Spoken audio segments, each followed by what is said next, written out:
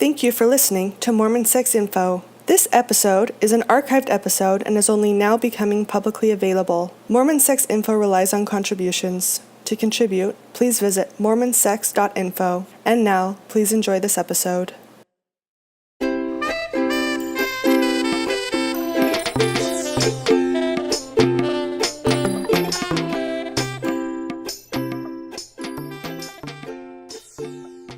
Hello and welcome to Mormon Sex Info. This is Natasha Helfer-Parker, and today I'm so pleased to have Dr. Joe Kort with me, who is a clinical sexologist and relationship therapist.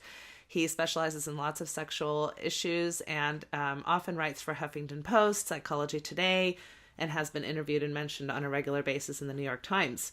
He's also the author of several books, and I'm sure I will have him back on for other topics. But today we are going to talk about an article that he wrote in Psychology Today called Why I Am No Longer a Sex Addiction Therapist. But before we get to that, welcome, Dr. Kort, and I'll let you introduce yourself further if you'd like. Oh, no, thank you very much. I'm pleased to be here and pleased to talk about a topic that I've pretty much dealt with throughout my entire career. I've been doing this about 30 years and have a lot of compassion and a lot of dedication to people with out-of-control sexual behaviors, and always welcome a discussion about why I no longer would call it sex addiction and why that model, in my mind, fails as a treatment model. Okay, well, that's really important. Because you yourself do not come from a Mormon background. I sometimes have people who do and sometimes people who don't on my show. But right. So I don't need to tell you, however, that sex addiction treatment has been especially popular, I think, in religious communities, and especially for issues around pornography and, pornography usage. So porn addiction, sex addiction, those terms are often interchangeably used. And I often hear of these types of treatment centers cropping up kind of along what we call the Book of Mormon belt, which would be Utah and Idaho, Nevada, Arizona, parts of California. But I myself live in the Bible Belt in Wichita, Kansas, and so I see a lot of this happening in these evangelical areas as well. So, and I've shared my concerns about this trend in previous podcasts and writings, so people are probably aware of my views. But I'd like to explore this further with you today, as far as because you did, I think, go through the sex addiction treatment certification process. Is that correct? I did. I really started to work as a sex addiction therapist in '88 and then became formally trained and certified in, maybe 2006 or 2008, and then left in 2012. Okay, great. So I'd love to kind of go through that historical timeline with you a little bit, because I think addiction models in general became popular in the 70s and 80s, especially around substance abuse and the disease model around that, which is a totally different topic. But along with that, kind of piggybacked a lot of these behavioral addictions, with sex addiction being one of them. So can you speak to kind of the historical context about why this has become such a popular trend of how we talk about sexuality? Well, at first, in the 80s, when I first became introduced to it, it made a lot of sense. We were a very conservative country at the time, and unfortunately, AIDS was becoming more widespread, and people were becoming very afraid. And so people were looking for answers about why this was happening and how to correct or control sexual behaviors that we really didn't have like a healthy understanding of what sexuality could be, what sexual health behaviors were right for people, were not right for people. And then when sex addiction model came out and the sex addiction 12-step groups came out, it was the first time anybody could ever find a place to say, I could come here and I belong here. This is a model that might work for me. This is something of use to me. And actually, to be honest with you, in the beginning, it actually can be very helpful in helping people gain mastery over out-of-control behaviors. Okay, so let's talk about, before we get into maybe the pros and cons of this actual treatment model, let's talk a little bit about your own professional time frame. So as you went into kind of saying, yeah, this could be a really useful approach, and you actually started looking at becoming certified and trained in this regard, what was that process like for you? What did you learn along the way? What was becoming a certified sex addictions, I forget the actual, it's CSAT, right? So Certified Sex Addiction Therapist. Yes. Now that didn't come until much later. So in the 80s and all through the 90s, that did not exist. There were just conferences and trainings. Patrick Carnes did trainings. He was sort of the leader in it, in the sex addiction movement. There was another model being thrown around called by Eli Coleman. He was from Minnesota. He's a sex therapist himself, and he was calling it obsessive compulsive disorder and looking at it as OCD. And so for whatever reason, because I think the addiction model in the 80s was everybody was grabbing onto that, the sex addiction model, I think, rode that wave and left Eli Coleman's model in the waves behind. However, Eli Coleman would now say that his model, there was no research to prove that there was any success in his model, but it was a non-pathologizing, more healthier understanding of sexuality rather than the sex addiction model, which was really kind of, and today's really in some ways still is, really pathologizing, looking at it in a very negative way. Like, why would somebody be interested in certain sexual fantasies or behaviors? And at the time, I didn't have a lot of sexuality training. So I felt the same way. Like, why would somebody be into this unless there was something wrong in their childhood, wrong in their past? So it was aligned with the way I was as a therapist at the time. So part of the issue too is like, what are we actually talking about? Like, what was Carnes and, these other people that you're discussing, what types of behaviors were they seeing that was concerning? What was getting diagnosed as sex addiction? Well, at the time, it was anybody that didn't engage in what we would now call heteronormative sexual behavior. So if you were, having vaginal intercourse, or you were having, missionary style position sexuality, then, you were seen as having healthy, normal sex. Anything that strayed from that, sadly, was pathologized and looked at as non-normative. Something was wrong. Why wouldn't you want to have eye-open relational sex with another person? That was the sort of gold standard, and that was unfortunate, because what we should have been looking at only was people's relationship to the sexual behavior. Not identifying the sexual behavior as the problem, but their out of control sexual behavior. Was it out of control? Did it interfere with their life? And if it did, why would that be? There's so many reasons to why. But we weren't looking at that. We were just looking at a person's reported, hey, I feel out of control and I'm not engaging in sexual behaviors or thoughts and fantasies that match what is seen as normative. Right. And this really becomes a problem, I think, and why I'm so passionate about this issue in my Mormon culture, because it seems like anything that deviates from what's religiously expected then very easily becomes labeled as sex addiction. Is that a trend that you see amongst a lot of religious cultures, or? Absolutely. And it's really sad, because it's a misunderstanding, like it used to be for me, of what healthy sexuality can be for each individual person. What's healthy for one person may not be healthy for another, but to do a sweeping generalizations on any group of people or gender is hurtful and can actually be abusive to that person, who for them it may be very normal and very satisfying. Well, and what about when it isn't, when they don't perceive it as normal and satisfying because of their own religious values? So in other words, I have my own faith. I believe I should be acting this way, yet I feel compelled to act this other way. It is causing relational distress because now my spouse has found out that I'm acting in a way that doesn't really coincide with what the assumptions were going to be about our marriage. You can see how these things can get really complicated. Now, I have worked with various, like, Orthodox Jews and Mormons, and I've worked with, I'm forgetting, born-again Christians. And in my work with them, I value and honor the fact that they have to grapple with their religious, teachings, and they're at odds, right? They want to be, and they feel they're drawn to certain sexual behaviors that don't match what the religion tells them that they should or shouldn't be. And what I try to do is help them live with the tension of both and reconcile that for themselves without me having some bias that they should go one way or should go another.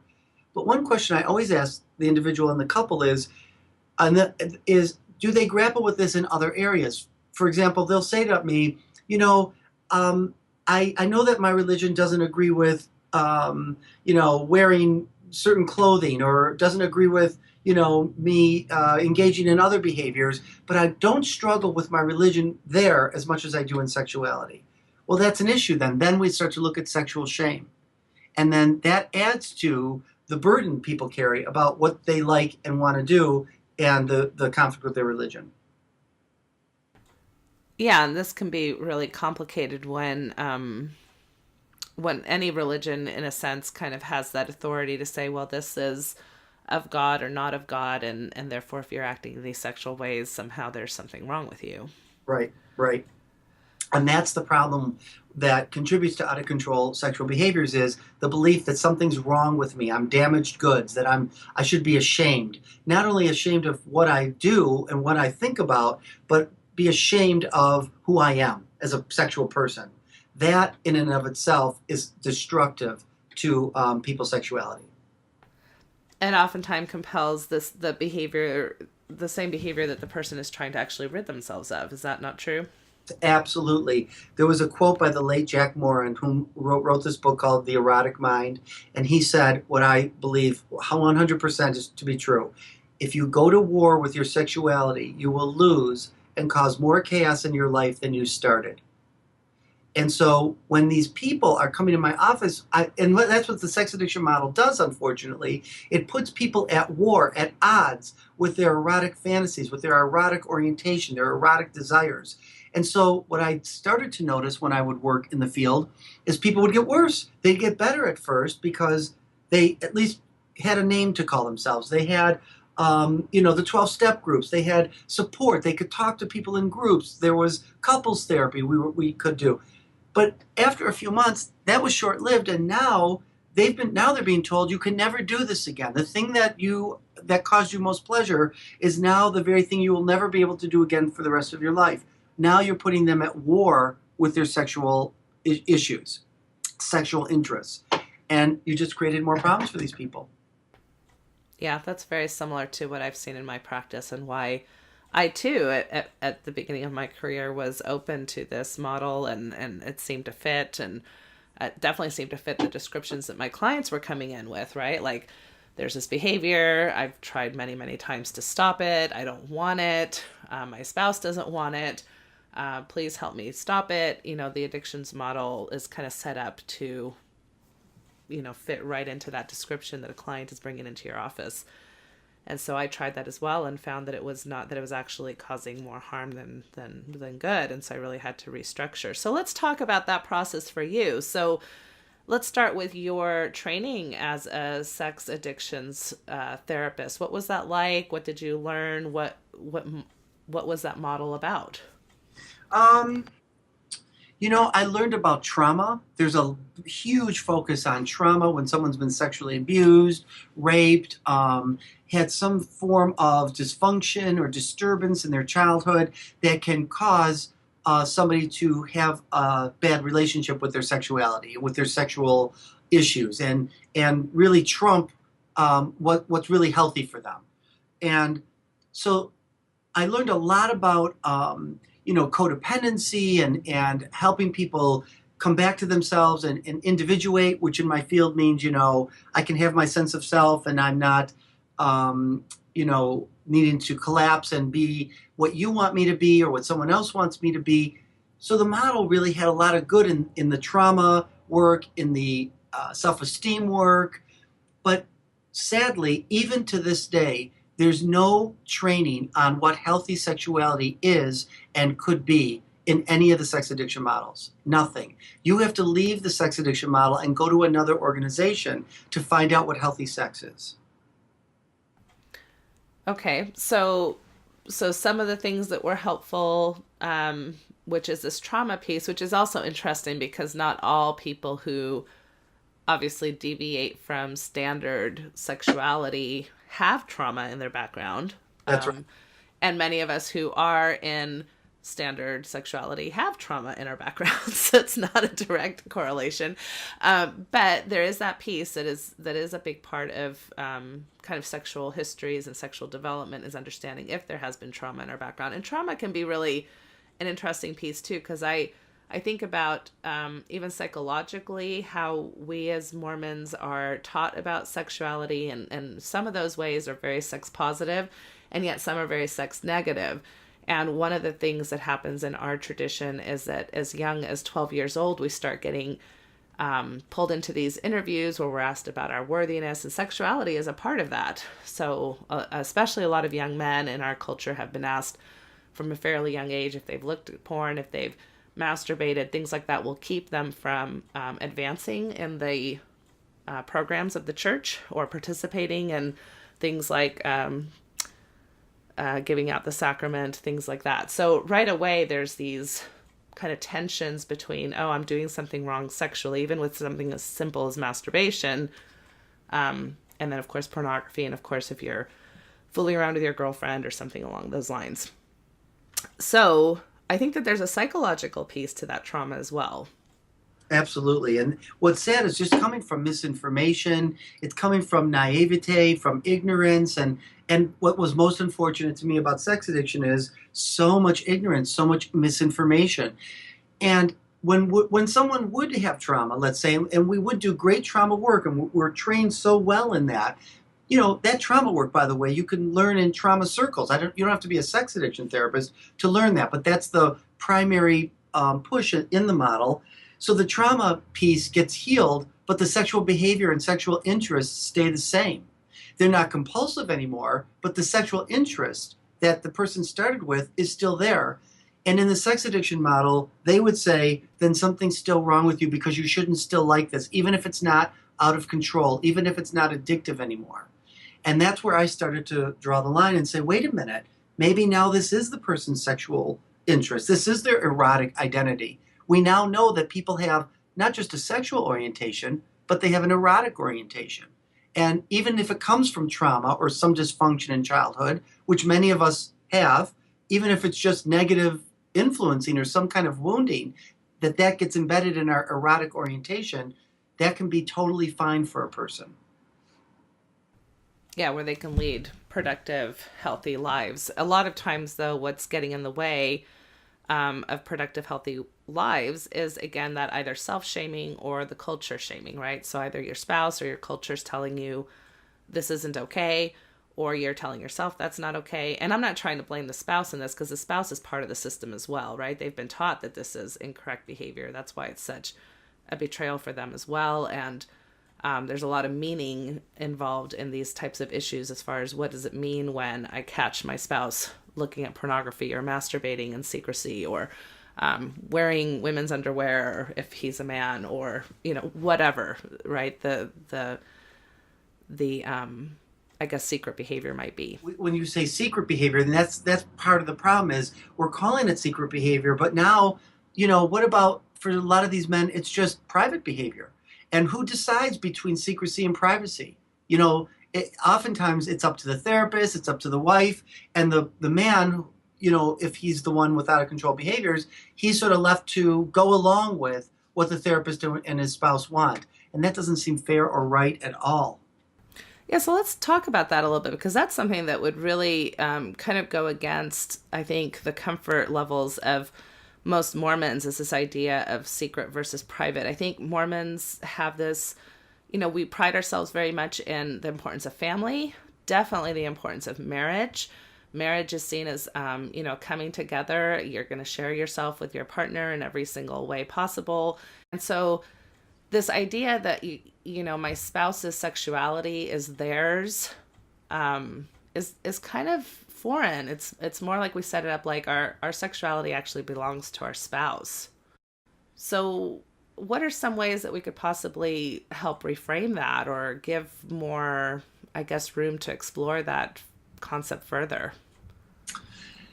Yeah, it really is a marital issue in general. If we take it away from the sexual realm, the healthy marriages that, from a therapy point of view, is both partners having differences, different needs, and sometimes they're irreconcilable, and it does and that me and that's why I'm an imago therapist, by the way. I do imago relationship therapy, which says irreconcilable differences make relationships work. That's what you want, because in the irreconcilability, if that's the word, a word you can use, through the differences you learn and you grow together about what makes you a different person than me. And so we don't have to become someone just who you want me to be. It's both. It's I'm going to become a little bit of what you want, but I'd like you to accept a little bit of who I am. And that's just basic marital therapy. But for some reason, in the sexual realm, that gets all lost. And I think people get really scared, and there's a lot of misinformation and a lot of shame. And instead, it becomes like an ownership. One partner starts to feel like they can own the other person's thoughts.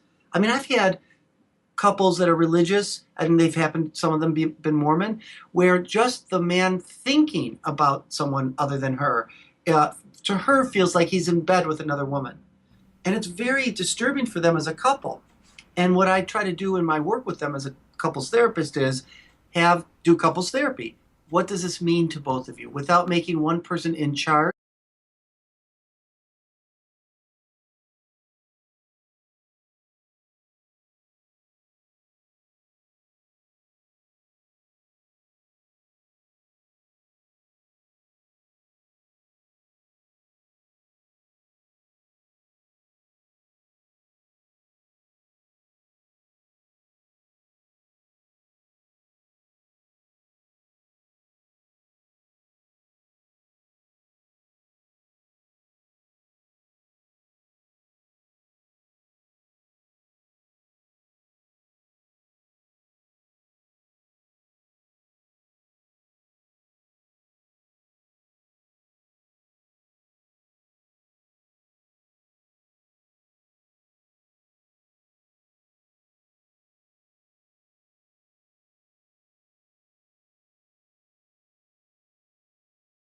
Yeah, and that's really challenging work when the whole system is set up.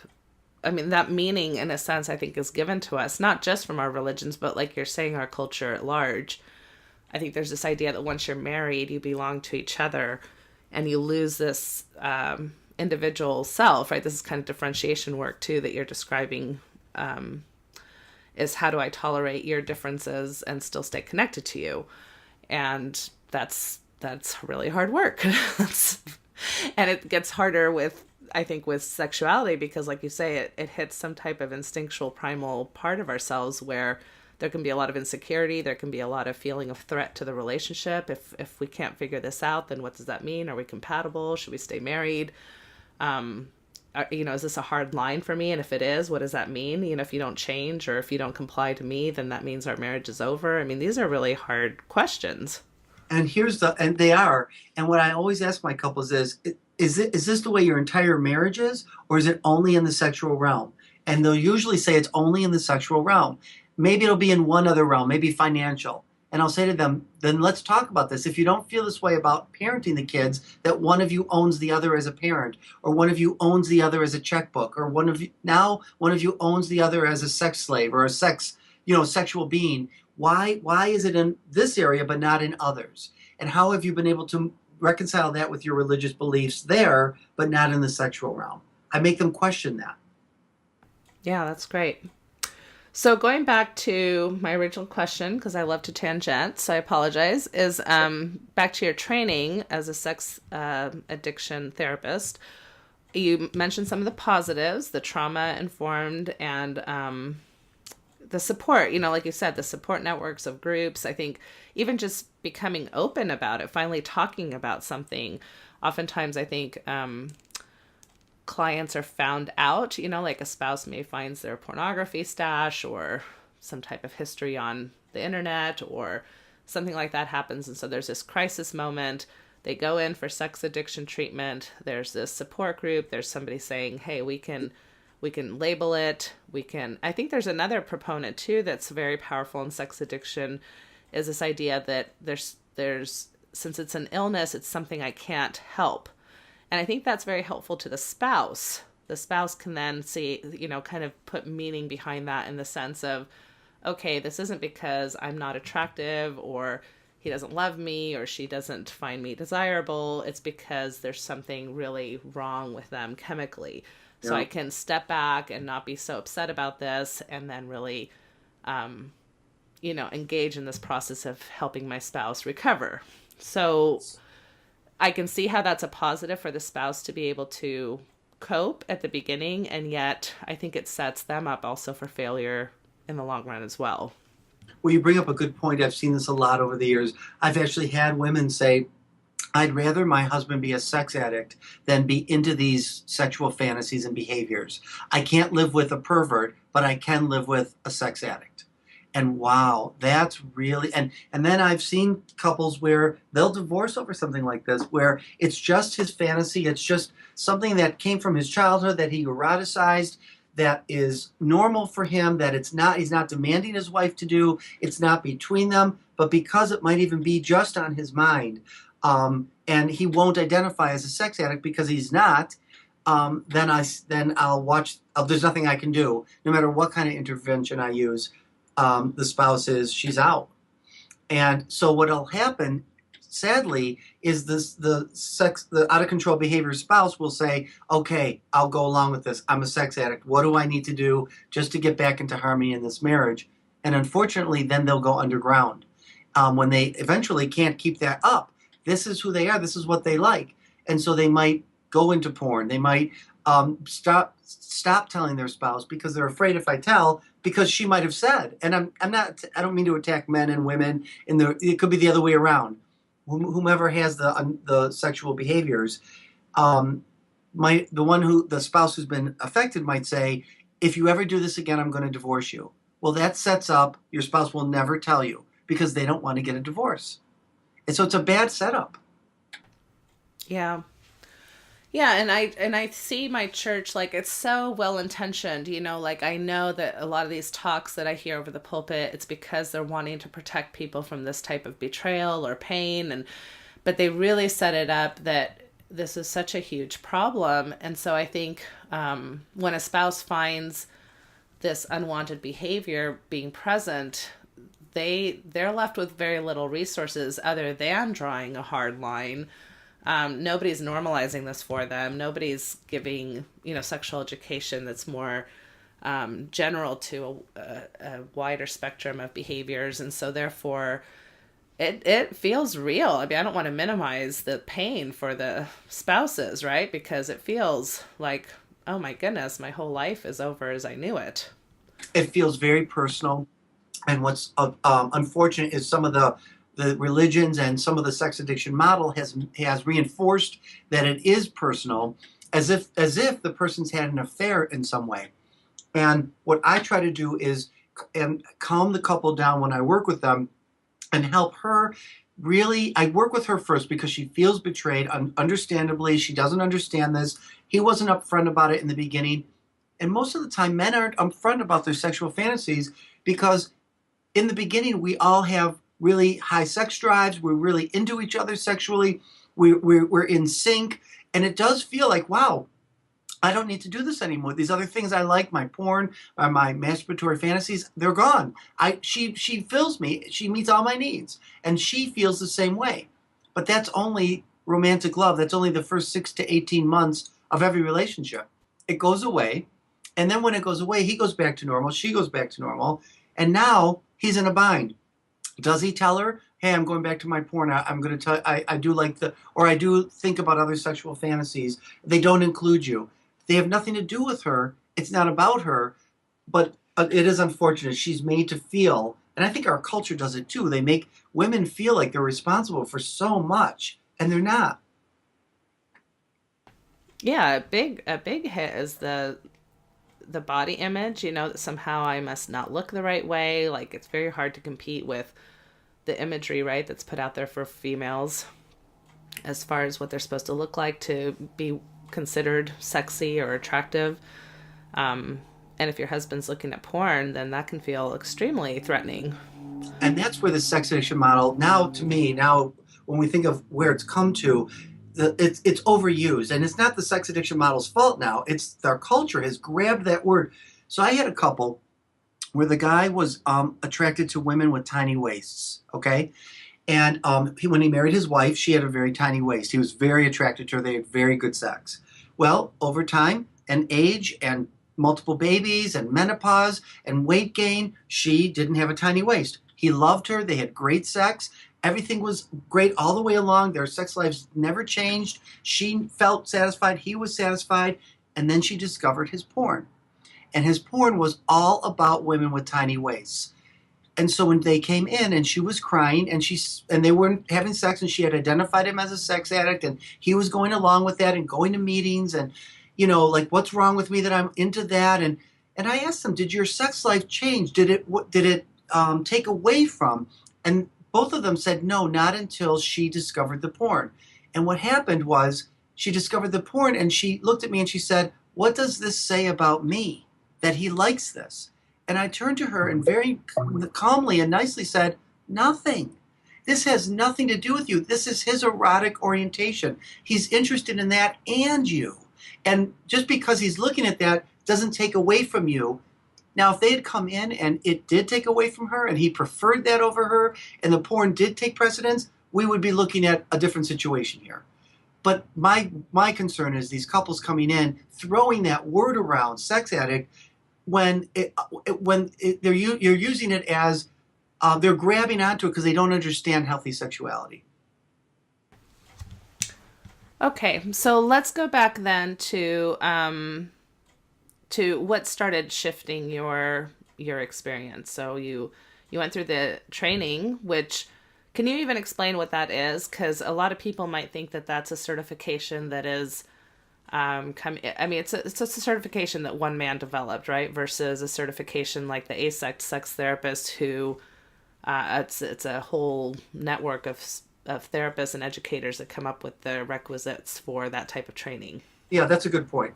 So right, the CSAT, Certification Sex Addiction Therapist, Certified Sex Addiction Therapist, was developed by Patrick Carnes, and then he joined in with ITAP, and I can't remember what ITAP stands for now, but it's a trauma model, a trauma organization, and it's a 4-week process. So it's a week long, 4 times in the year, and you learn about trauma, you learn about unhealthy sexuality, and even today, unfortunately, they will include various sexual behaviors. They say, we don't pathologize the sexual behavior, but in fact they do.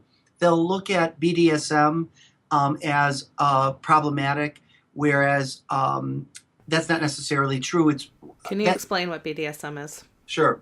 Bondage, discipline, sadomasochism, sort of the shades of gray in the movie, in the books, where there's, maybe someone being tied up or handcuffed or, master slave. So it's fantasy and it's role play. And and I will give credit to certified sex addiction therapists. They are changing. They are trying to understand that more. My frustration was, this is 2016. I mean, you should know that by now. Many other models that are based on sexuality understand that BDSM and kinky sort of non-normative, non-heteronormative behaviors are okay, and they're not necessarily pathological. And so what started happening was, in the training, you start learning about how to help somebody understand what's wrong with them. And there wasn't enough, I didn't feel like there was enough training about what's right about you. Why maybe some of these things never have to change. And what's wrong is the marriage and how you're both perceiving the sexual behavior. That may be more the issue. I mean, there's a lot of reasons why people have out of control sexual behavior, but the sex addiction model only looks at one, and that's pretty much from a trauma base. Okay, so so a lot of focus. It's a 4-week program, and it's a lot of focus on what unhealthy behavior looks like, including behaviors that other sex therapists or in the sex field would be considered part of the normative spectrum of human sexual behavior. Absolutely. And sadly, over the years, they would pathologize the women and call them codependents. So, because they were using the addiction model, right? So if there's an addict, then there's going to be a codependent and enabler. Well, that didn't work with sex addiction, and they kept trying to make it work. These women would come in and say, I'm not enabling. I didn't even know he was doing it. How can you call me an enabler when I had no idea he was doing this behind my back? And so, to their credit, they have stopped calling the spouses codependents, and they're using a different model. Thankfully, finally, after 30 years of this going on, that they've changed that. And what happened for me was I became hungry for healthy sexuality, models of healthy sexuality, and what really did make people engage in the behaviors that they engage in, and what was healthy for a person and a couple. And so I in addition to being a CSAT, I became a certified sex therapist through AACS, the American Association for Sex Education. Wait, how do you say it? American Sex educators, therapists, and counselors. And Yes. I don't think I said those in the right order, but that's, No, yeah. But the more I learned about what healthy sexuality is, I became in conflict with what I was learning in the sex addiction community, in the industry. Because a lot of the people that would come through my door that looked like what sex addiction's definition was, they out of control behavior, going against their values, interfering with their life. Well, that could be anything. It could be someone who maybe is coming out gay, coming out kinky, coming out of a marriage that didn't have a lot of sex. So now they're into we call it their adolescence is coming out, delayed adolescence. So now they're having all kinds of sex. They're having sex that they've never had before. And in the sex addiction industry, oftentimes that would be labeled as, you have a problem, it's interfering with your life. Yes, it's interfering with your life because you've made a different kind of life than who you really are. Now you're coming out to who you really are, and it may not fit into your life anymore. And if it does fit into your life, it's going to be difficult work. It didn't make room for that. Yeah, so you keep on referring to this term out of control sexual behavior, which I've noticed that's kind of the term people are using more often than sex addiction when they're trying to be more sex positive. How do we define that? Because to your point, I think that's the big controversy amongst all the professionals these days, right? Because it's not just people who are confused about this. There's a lot of controversy amongst all of us therapists, right? I see kind of arguments about this on our listservs and Yep.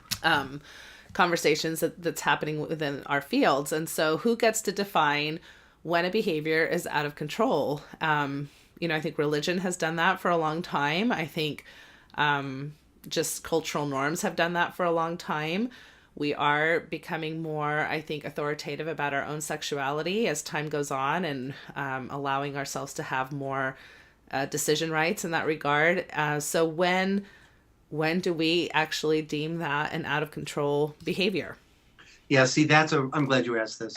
I like the work of Doug Braun Harvey, and I've read his book, and he defines out of control sexual behavior, leaving it up to the person whose sexual behavior it is. That person decides whether it's out of control or not some authority, religion, spouse, therapist. That person gets to decide for themselves based on principles, not based on behaviors. And unfortunately, I don't have it in front of me, and I don't have it in my memory. He has 7 different principles that he asks people to look at in terms of their values, in terms of their relationships, and for them to really sort it out within themselves and move away from an authority telling them. And really, I think that's what the sex addiction industry has sort of been. It's an authority, a body of authority saying, we know what's best for you. Nobody knows what's best for you. You know what's best for you. You can listen to what other people have to say and take it into consideration. Yeah, and one of the positives that I do think is nicely nestled within Mormon both doctrine and belief and culture is this idea that the couple gets to decide what's best for them. Now, obviously, some couples will have a harder time negotiating than others because of a variety of reasons. But I do appreciate that, at least in our bishop's handbook, there is this paragraph that says, look, what a couple decides to do in their bedroom is really up to them to negotiate, except for, I think they mentioned something like, you're not supposed to coerce your spouse or abuse your spouse, things that are pretty, that make common sense, right? Yeah. So, which I agree with. So I think that gem is there, but many people don't know how to use it because, again, most of our sexual education, I think, happens during our teenage years when we're told we're not supposed to be sexual, and that carries over a lot into our marriages. And then feeling like anything outside of, like you're saying, heteronormative, missionary style, or even just, a few things outside of that are scary, foreign, and seem perverse or dirty or bad or unclean, unholy, all these terms that we kind of hear people struggling with sexual notions or sexual fantasies about. I love what I just heard you say, that the Mormon religion allows the couple to decide for themselves. I had a couple come in. The guy had a 2-year affair with a woman half his age and half his wife's age, and he was caught. And came to couples therapy and betrayal and infidelity. It was really horrible, And then they were thinking that there was a sex addiction. There wasn't. He had a lot of sexual shame. He wanted to engage in certain behaviors with his wife, and when she became the mother of their children, and she would go to church every week and read her Bible every day, he made up in his mind that, and he did say he tried to talk to her about it and felt like she was shaming him, but it turned out that wasn't the case. It was his own shame, his own fear, because when it finally all came out that the reason he had the affair was he felt freedom to do things with this other woman who he didn't really want to be having a relationship with. He wanted to do the same things with his wife. His wife said, I'll never forget it. It was one of my best learning lessons as a therapist. She said, listen, we're religious. I don't remember what the religion was. My Bible says I can do whatever I want with my husband as long as we both agree. And I'm open to all those things you did with that other woman. I'm happy to do that. My Bible condones that. And I was struck by that. I had no idea. And neither did he. It was a really great moment for him. Yeah, so many things we take into our own, sometimes we're our own worst enemies as far as the baggage we bring along with us, right? And yes, and the shame we bring along with us. And what it really means to be vulnerable is it means to take a risk and to, try to have these types of more intense discussions Well, and here's the truth. We're not allowed as children to explore anything other than heterosexuality. And even in our school districts, we're not teaching children anything other than what, vaginal intercourse and how the body functions and how the penis functions and how the vagina functions and those kinds of things. We end up having to learn about sex on our own at a pace that may be much slower than other people. So most couples don't get together and say, hey, I'm into this and you're into that, and let's talk about that. So they get into these marriages and find out later, 5 years, 10 years, 20 years, that their sexual tastes don't match. And that's not necessarily bad news as long as the reactivity can be contained and you can talk about it openly without calling someone a sex addict or a sexual prude or what's wrong with us that we don't have the same sexual needs. Most couples don't have the same sexual needs. There's a lot of negotiation that has to happen. Yeah, I love that. That's very true. Okay, so you start seeing the limitations of the sex addiction model. Are there any examples you can give us, or kind of, you said that you started being hungry for education, so you started the certification through AACS. That started challenging some of the things you had learned in this other certification. What about real life examples? You had mentioned earlier on that, sometimes this model was actually making things worse. Right. Okay. So what I started to learn in sexual health model was allow the person, to really not give people erotic ectomies. That's really what's going on often in the sex addiction industry, is saying what you get off on, you can no longer do. I mean, I had an angry response to that. I felt this way when I was a sex addiction therapist. You have this client come in and they're looking at too much porn, or they're masturbating too much in someone's eyes. So then they're told you can never do that again because that was your sexual addiction. But we would never say that to somebody who might be having too much vaginal intercourse, right? So somebody coming in having compulsive vaginal intercourse, we wouldn't say, we're so sorry, you're no longer able to do that. You have to find another way because you were compulsive around it. You wouldn't.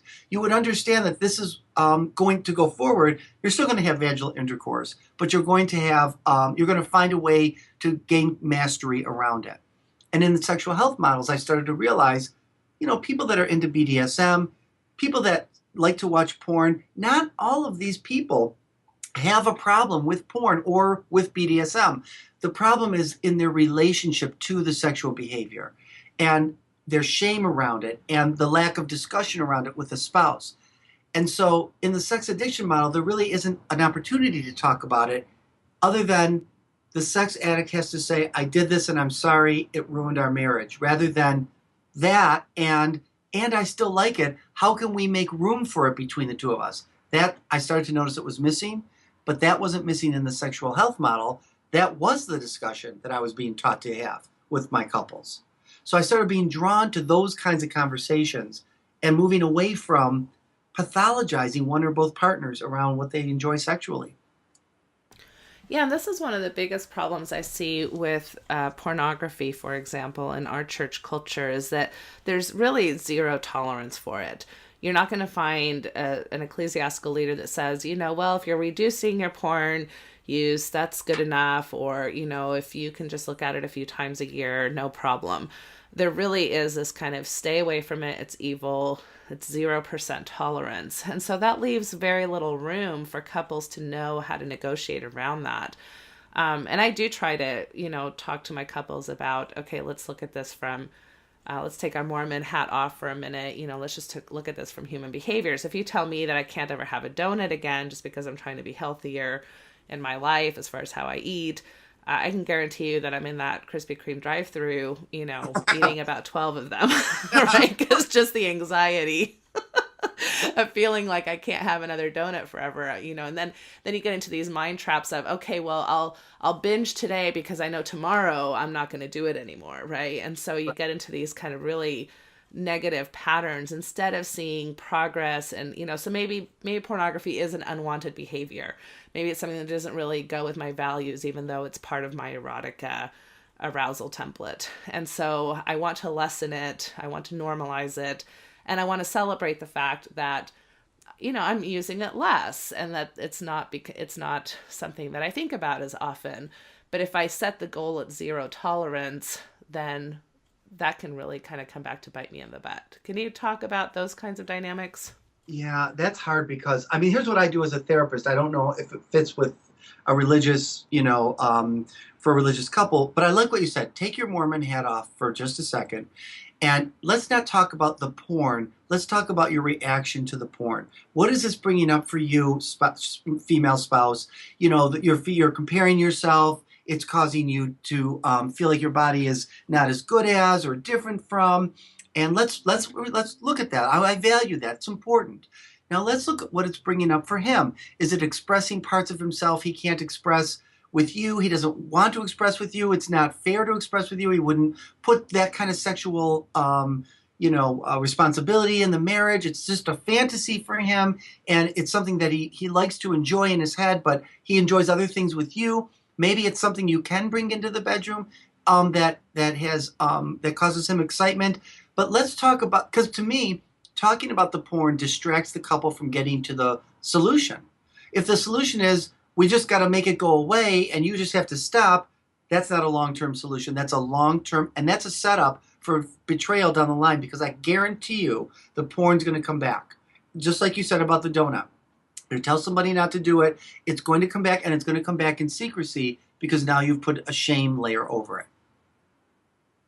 Yeah, which I think is so much more damaging than the porn, right? Itself. I mean, like Totally. that's what we want to attack. We want to attack secrecy. We want to attack shame. We want this couple to unite and be bonding. And yeah, there might be some discomfort there because there is something present that you don't feel totally comfortable with. I'm not trying to say you need to force yourself to be comfortable with porn. If you're the spouse who doesn't like porn, I'm not saying that. I'm just saying I would rather have there be honesty and kind of a real approach to behavioral change from what we know about human psychology versus these unrealistic expectations where you're automatically setting yourselves up for failure. I agree with you 100%. I couldn't have said it better than that. Okay. So let's talk about then when, let's say that somebody comes in and we're not talking now about, my typical cases are, it's the adolescent who's masturbating twice in the last 6 months and he's trying to get on a mission, and so he's a sex addict. Or got the spouse who's looking at porn once every month or 3 months, and so they're a sex addict. So let's put all of that aside. Right. And let's say now we've got somebody who really is perplexed and concerned about their sexual behavior. Their relationship is in distress because there is really risky or behavior that's taking place outside of a sexual contract that, that is legitimately a hard line for the spouse to have. Like, I don't want you taking risks or having sex with other people, and you are, or, so it's, or, you're watching porn for 10 hours a day and you're losing your job over it. So let's talk about those kinds of issues where there really is a concern from one or both parties. It's legitimate. We're comfortable calling it out of control behavior. Now what? Yeah. Okay, good. So, so let's say it's somebody who is struggling with out of control, and they try to stop and they can't, and it really is causing, like you said, problems at work or sexually transmitted infections or diseases. So sometimes looking in their history, you're going to see sexual abuse, unresolved and untreated sexual abuse. When children are sexually abused, they're overstimulated. It becomes a time in their life that is an imprint that overstimulates them, and there are no words for it. There's often no intervention. There's no one to talk to about it. So it comes out later once their sexuality kicks in, and then you find them reenacting. I call it returning to the scene of the sexual crime. So the person's going to go back over and over and over to the sexual crime and reenacting it as an adult, and doing it in very dangerous ways and causing interfering with their life just in the same way that sexual abuse did for them when they were children. So that's often one thing. That's not sex addiction, though. That's untreated sexual trauma. Does that make sense? Yeah, and I would even say that I think I've seen cases where even like physical abuse or really chronically abusive childhood situations, even if there's no recollection of sexual abuse, can still lead to a sexual dimension of this. Right, and physical abuse can add to that, and people from neglected households. So people always say when they come in, my clients will say, "Oh, I had a great childhood." And I'll say, "Well, tell me how you were loved." "Well, I had food, I had clothing, I had shelter, and they sent me to school." And I'll say to them, "That's great custodial care. You can get that in foster care. That's really great. And I'm sure your family loved you. How were you loved?" Because that's above and beyond all those things. And then there are many clients that say, "I didn't get more than that. That was it." And so sometimes, then I talk about benign neglect. And that's harder to see than if you were sexually or physically abused. If you remember being punched, you remember being raped, those are easier memories to come up with. But having nothing, now we're looking at, okay, sometimes out of control sexual behavior can come from sexually connecting with people so you feel you exist. You feel desired. You feel that you have a sense of closeness. It's pseudo-closeness. It's pseudo-intimacy, but it gives you a sense I have something when I came from nothing. Yeah, can you explain that term, pseudo? Oh, pseudo meaning it's fake, right? It's not real. It's like NutraSweet. It's saccharin. And in the end, it's empty calories. Or it's not, well, saccharin's no calories, but it's not going to fill you up. So you go to do it over and over again because you're returning to a crime that never gets solved. The real solve is, let's look at that neglectful family. Let's look at that trauma. Let's look at that sexual abuse. Yeah, I think that is pivotal. And I think also in your article you mentioned that there's other diagnoses. It's not like we're saying, "Oh, there's no sex addiction, so you're fine, so go ahead and move out of my office." There's other diagnoses such as depression, anxiety disorders, which of course, falls under PTSD, which is a lot of what you're talking about, personality disorders, bipolar. Like all of these diagnoses can have a proponent to them that need a coping kind of behavior. Right. So sometimes people are married to a full-blown narcissist. Somebody who's narcissistic isn't accountable. They do whatever they want. They're not other-focused. If you give them feedback or any kind of frustration, you state any frustration to them, they take it as criticism, and they're going to go out of the relationship because they don't care about the consequences to their relationship. They're not sex addicts. They're narcissists. There are people that have bipolar disorder. So they have manic depressive. And so in their manic stage, they're going outside the marriage to engage in, hypersexual behavior. But I will say this, and this has been something from my sexual health training, and this is a hard thing to talk about for people. There are people that go outside their marriage a lot, and so then they come in with a sex addiction. They've been through sex addiction treatment. And my question these days is, maybe you don't want monogamy. Let's look at that as a possibility.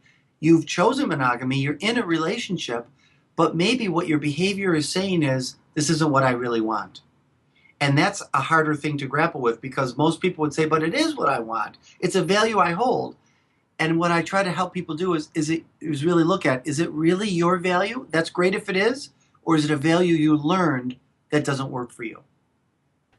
And that's a very incompatible discussion in a religious couple for sure, because most spouses will say, well, that's definitely what I want or expected or thought.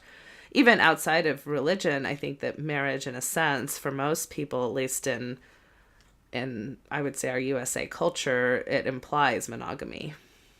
Absolutely. And hopefully no one hears me saying that, well, if he says I don't want to be monogamous, then they just divorce. I'm not for that, unless that's what he wants. But that's a discussion to have.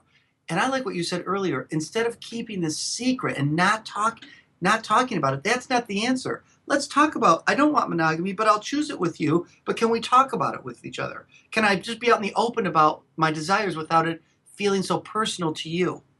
And vice versa. Yeah, I love that. So just because I have a sexual preference does not mean that I will choose that sexual preference over my marriage with you.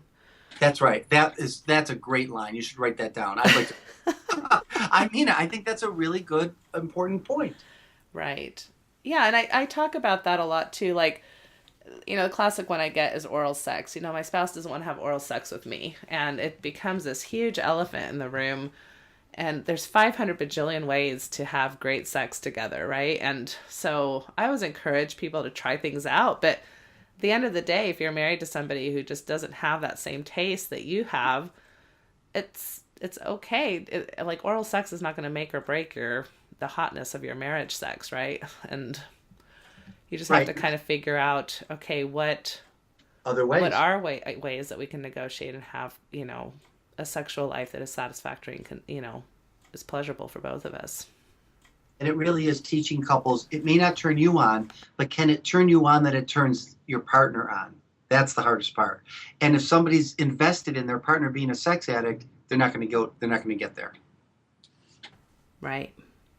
And even this role of discomfort, like so many, I think that, again, from my tradition, discomfort is seen as not of God.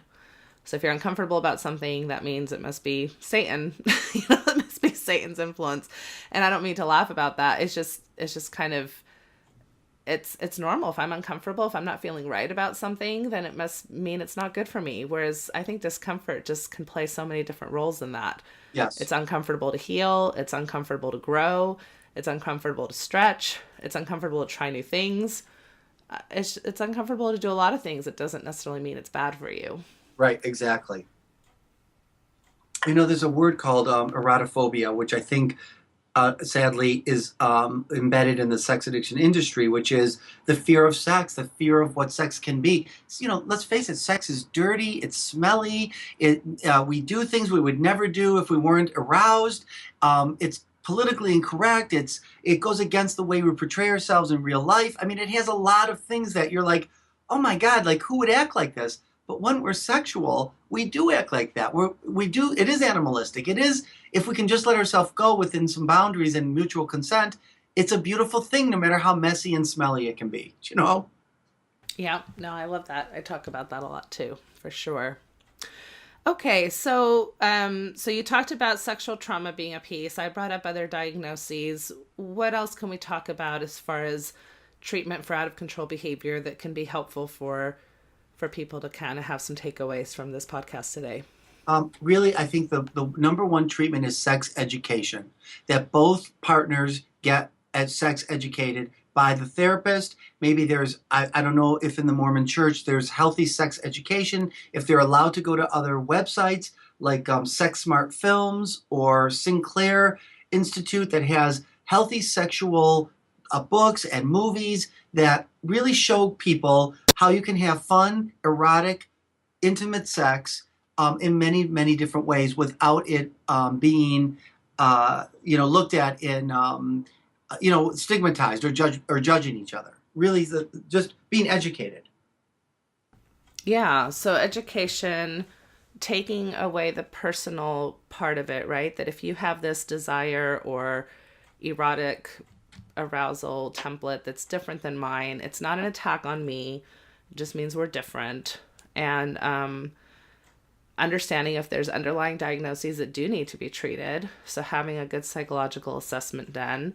And finding, I think, sex positive therapists, because I think many therapists would very much continue this type of treatment that you're describing, that, we're going to stay in the accountability track. We're going to talk about how many times you did or didn't do a certain behavior.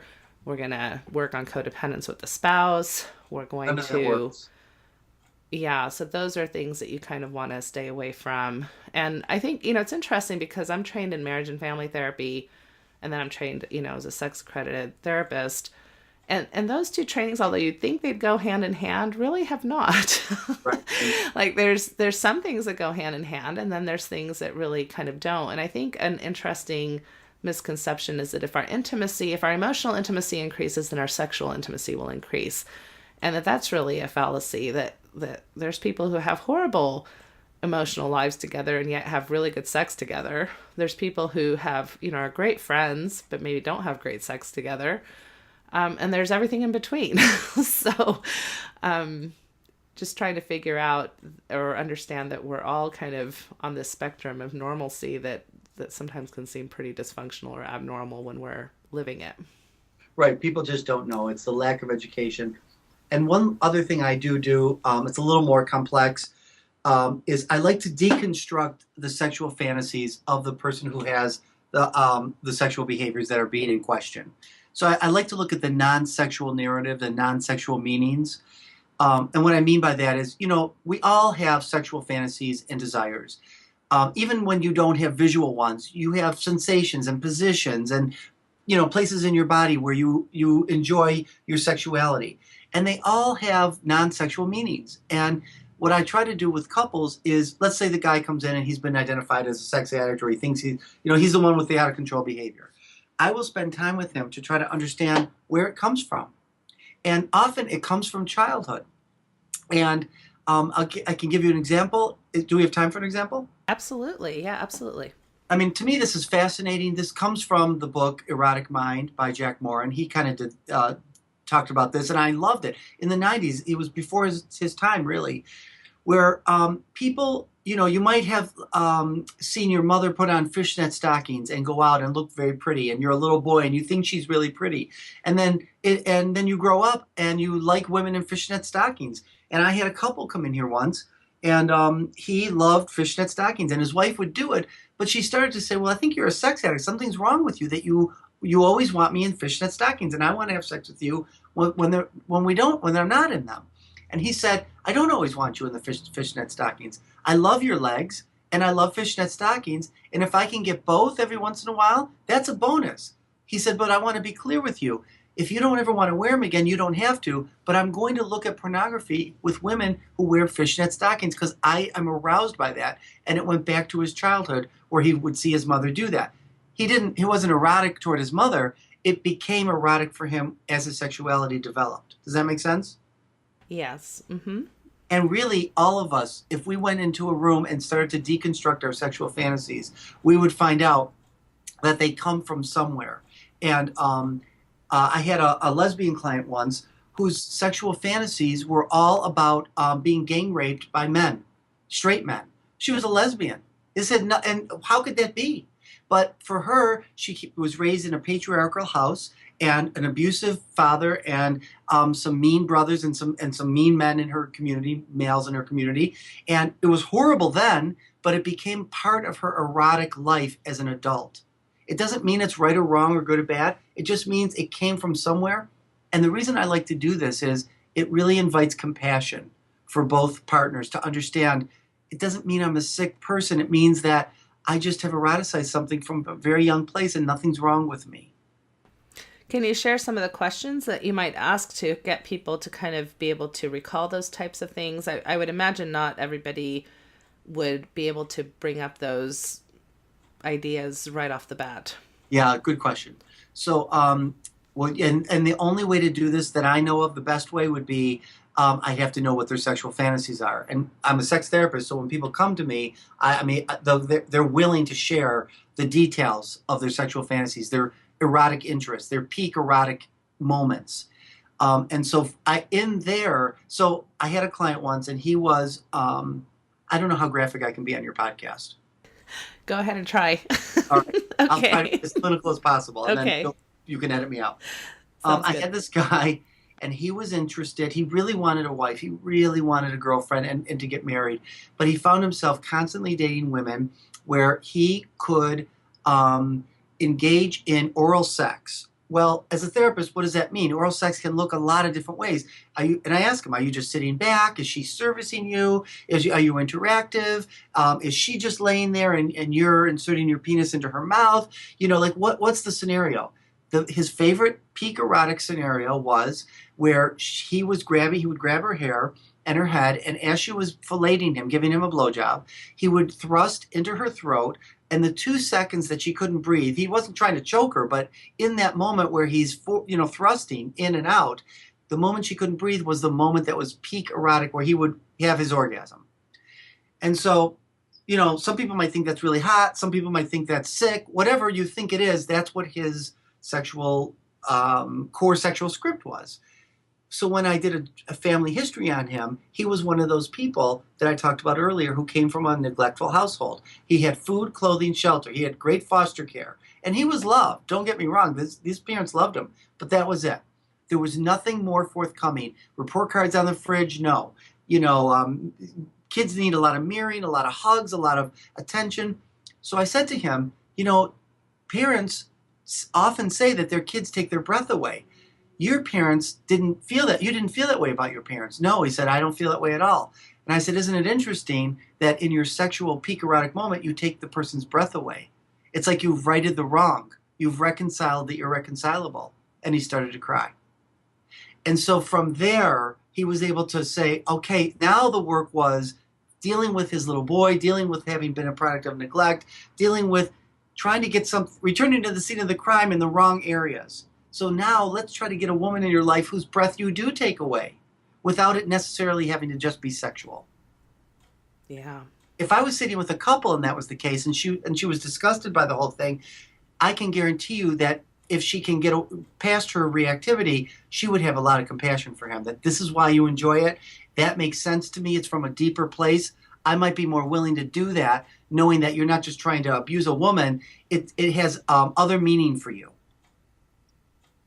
Yeah, it's so powerful. I often, I get when you're talking about the lesbian case, for example, I get this fantasy from a lot of women, this fantasy of being raped or taken advantage of somehow, and they're horrified that they would have those types of fantasies.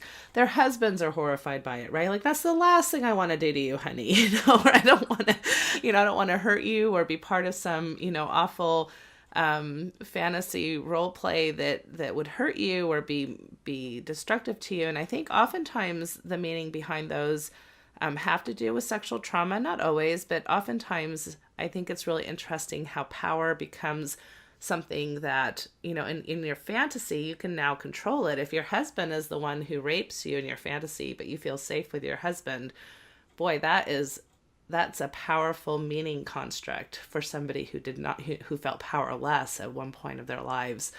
And so just even normalizing that, just understanding that, again, like you're saying, it's not necessarily wrong or right. So much of our sexuality doesn't necessarily make sense logically until you kind of do some of this deeper work. Exactly. And that, it's the main issue is, am I in a safe space with a safe partner where maybe we can figure out what some of these things mean, and that it doesn't have to be this huge threat to our relationship or to myself personally, that maybe there's some sexual healing to be had here. And how powerful is that? I totally agree. And then what happens is, after all we've talked about in this podcast, there's not a lot of room for what sex addiction is anymore, because there's so many other possibilities. Even with men who are struggling with out of control behaviors and are really experiencing sexual suffering, it often comes from so many other things. And I just don't use the word addiction anymore, because when you use the word addiction, once an addict, always an addict, I don't believe that around sexuality. It doesn't make any sense. It pathologizes somebody's sexuality for the rest of their life, and that's not fair. Yeah, like using the word sober, right, about your sexuality. Like, that just, it makes no sense to me. One last thing that I just want to make sure we hit on. We have stereotypically talked a lot about men being in the position of the sexual addict or out of the control behavior.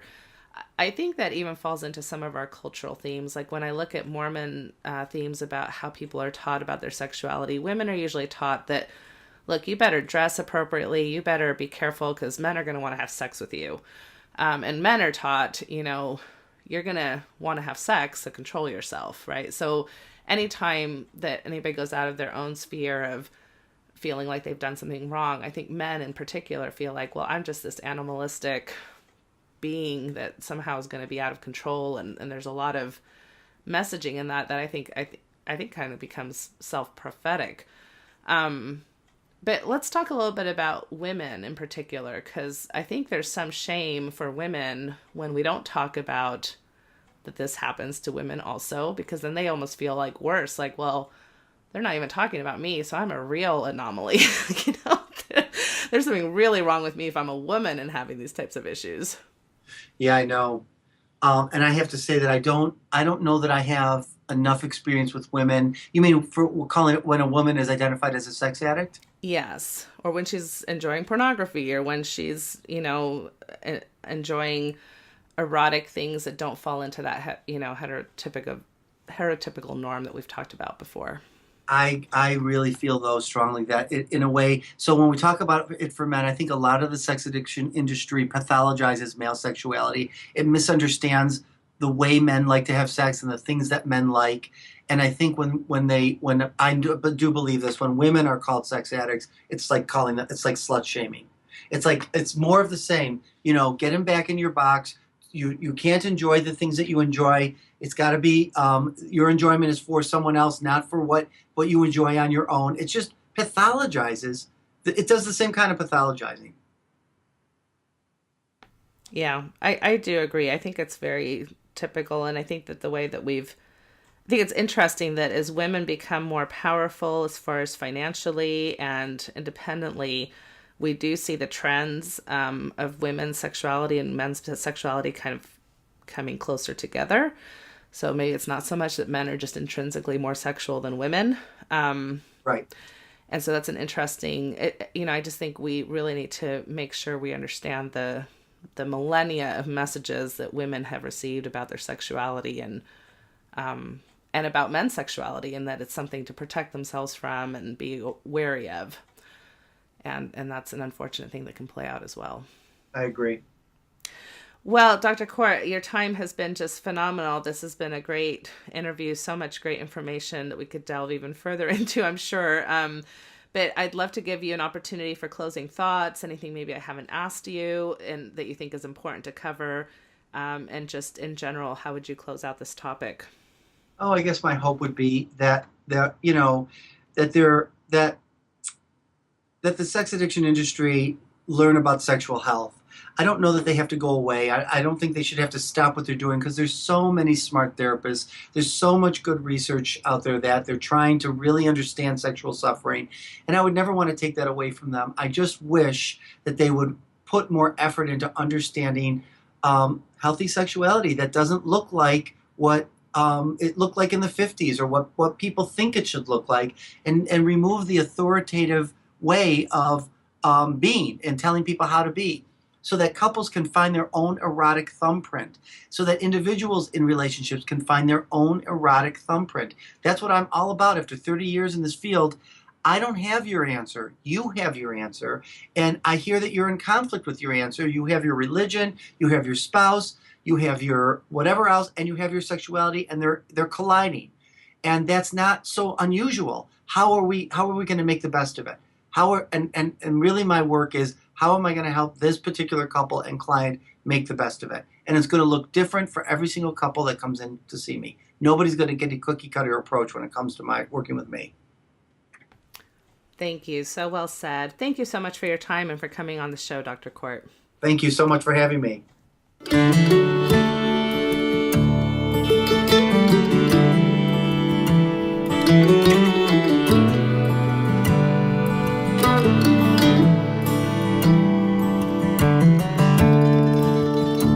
We took the long road home, turned minutes into miles,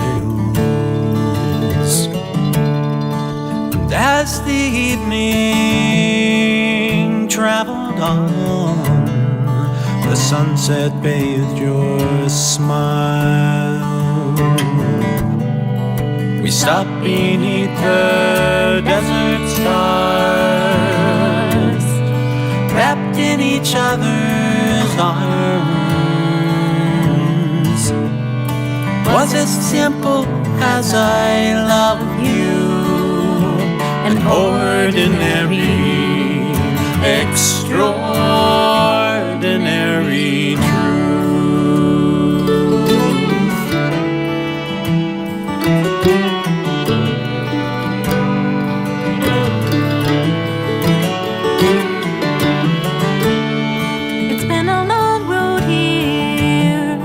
A trail with tears, pain and sorrow too.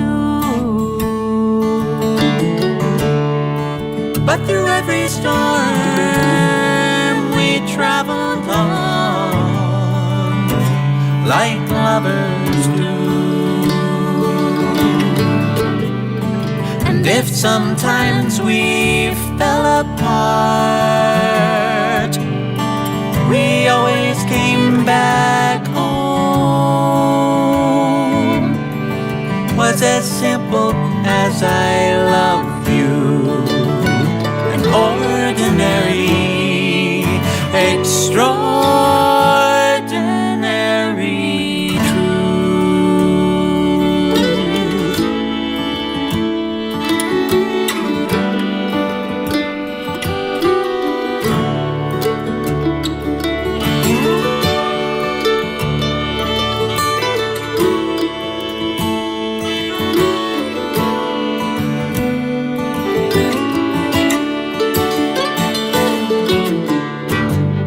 Some people say love is blind and forever is too long.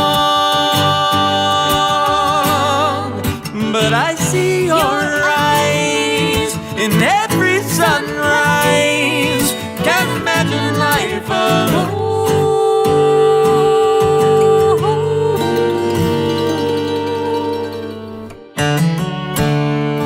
Let's take the long road on together until we're gone. Want you by my side till the day I die and into the beyond. It's as simple as our love is. That's how I wanna go, all wrapped up in the arms of our extraordinary, it's nothing ordinary love.